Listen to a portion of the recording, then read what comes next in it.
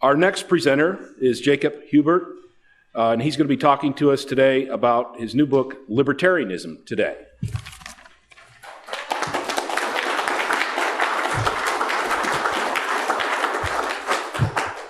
Thank you.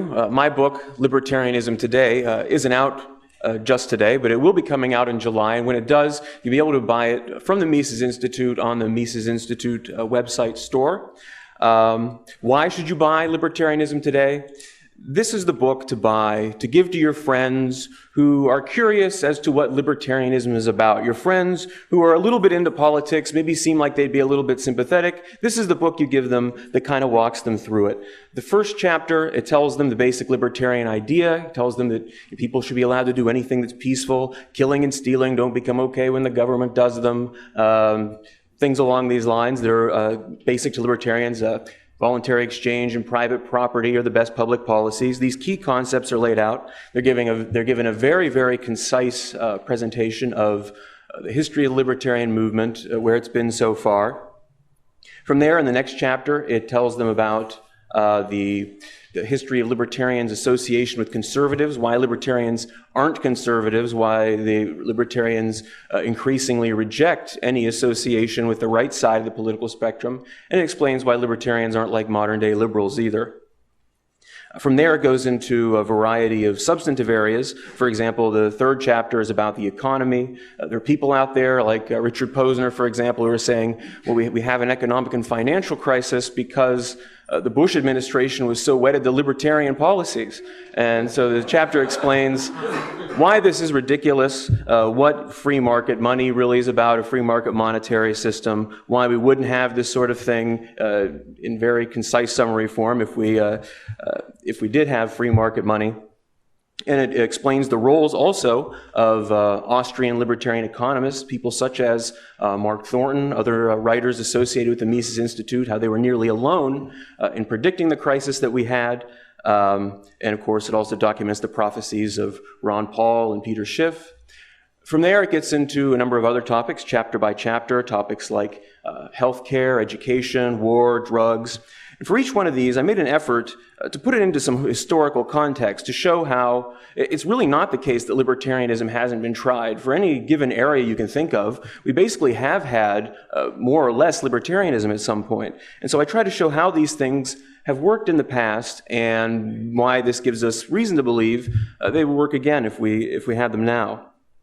I also made an effort, which may be in contrast with some earlier introductory books on libertarianism, to emphasize that we don't have the unlibertarian policies that we do because there was originally a widespread grassroots demand for them, or because there was a real need for them, but because powerful special interests, particularly big business, sought these things, saw ways to use government to enrich themselves at everyone else's expense, which is sometimes maybe gets lost amid everything else. Of course, there have been other introductions to libertarianism, and so you might wonder why you should buy this one if you have others, or if there are others available. Of course, Murray Rothbard's For a New Liberty is the classic work along these lines, and is irreplaceable and is still extremely relevant after nearly 40 years. David Bose's book on libertarianism is pretty good too. This one is a little different. I hope that it's maybe the most accessible libertarian introduction that's out there now. It really doesn't assume any familiarity with political theory, any familiarity with economics. It just assumes that you're a reasonably intelligent person who is interested in politics, follows it, thinks about it, and has heard about libertarianism and wants to know what it is. It's also different from those in that it's very current. The publisher, when they were looking for someone to do this book, they wanted a current events book. They wanted someone to address current controversies, things like the economic crisis, the healthcare debate, things of that sort.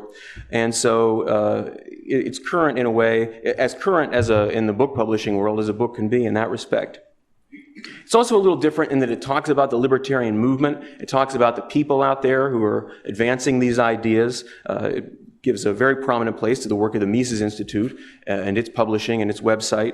One of my favorite things about the book is that I have an opportunity to put in lots of suggestions for further readings, and for most of them I can put in a URL where people can just type this thing into their computer and bring the book up for free online and move right on into their further libertarian education.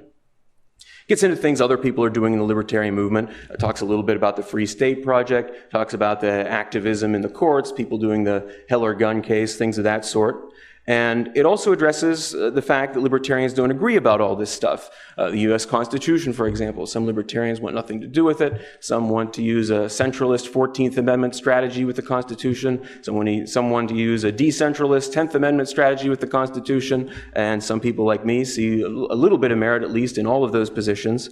So it talks about that without, I hope, being too partisan, just kind of laying it out there so people can see what it's about, evaluate it for themselves, go into further reading for themselves.